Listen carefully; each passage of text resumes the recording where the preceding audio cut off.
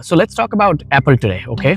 Apple as a big company and how it started, and the Steve Jobs who actually came up with this idea and then ended up coming with this big company such as Apple, right? Now there's a little bit of a funny, or rather a nice story to it as to how Apple even came into existence. Now recently I posted something on my Instagram, and one guy commented, said that you remember Steve Jobs, how Apple became a big company because he visited India and he visited this ashram of Neem Karoli Baba. And I'm like, yeah, that is true. He definitely did come to India. But here is what I find unsettling. A lot of people don't really know this, but I find it incredibly funny. So I'm going to talk a little bit about this. So Steve Jobs, matter of fact, did come to India. There's absolutely no denying in that. He did come to India in the year 1974. But funny enough, or odd enough, the Neem Karoli Baba he could never meet because he passed away right year before that. In 1973, Neem Karoli Baba actually passed away. But Steve Jobs still decided to come to India and visit the ashram anyway. So he came to India in the year 1974, and I think Steve Jobs was about 19 years old at that time. He came, visited the ashram, and he was there for about 7-8 months, which is fine. And when he spent his time in the ashram, he really liked the serenity, the environment, around the ashram, because these places tend to be quieter, nicer, calmer, away from the city's life. And that is where, when he went to his thinking mode, he actually came up with this idea of Apple. Okay, there's absolutely no denying in that. Now, many people believe in India that it is because of this Baba he actually came up with this idea. Otherwise, Apple wouldn't be what it is. Well, that's actually not the case. There's more to the story than what meets the eye. So this is what I believe.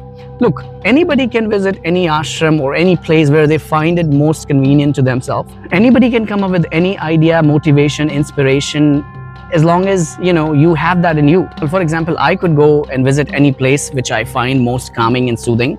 And I could go sit on a beach, I could go sit on the mountains and go into that meditative state. And my mind would start thinking, and then eventually I will come up with something, right? So this could happen to any normal human being. Like sometimes you could just go in your own room, shut the lights, just think about it, play the little nice music, or don't even play the music, or just think about it. There's a chance that you would actually come up with something really great in your mind, because that's just how it works, right? But people in India think that this Apple became a huge company, giving the credit to this Neem Karoli Baba. I find this absolutely hilarious. Okay, I mean, if that were to be the case, then everybody would be coming to this ashram, number one, so that they could come up with some brilliant idea. But that's really not the case, right?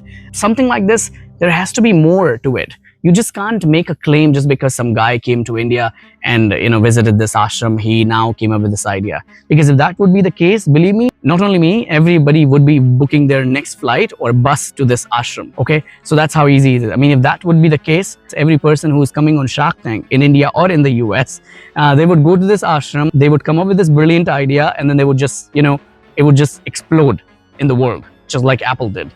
So no, that's not the case. Just because one person went there and ended up coming up with this brilliant idea doesn't necessarily mean that all of this is because of this Neem Karoli Baba or that ashram. Because there's no scientific evidence to this situation that something like this actually happens when somebody visits this ashram. That's how you really come about when you really want to make such claims. So please stop saying these stupid things that just because one guy visited this. I mean, with all due respect, I could also say the same thing. Steve Jobs ended up dying at an early age because he had a pancreatic cancer, right? I could say the same thing. Why could this magical place not change his life? Why did this guy die at such an early age, even though he visited this ashram, if this place was so magical and had some kind of a divine power?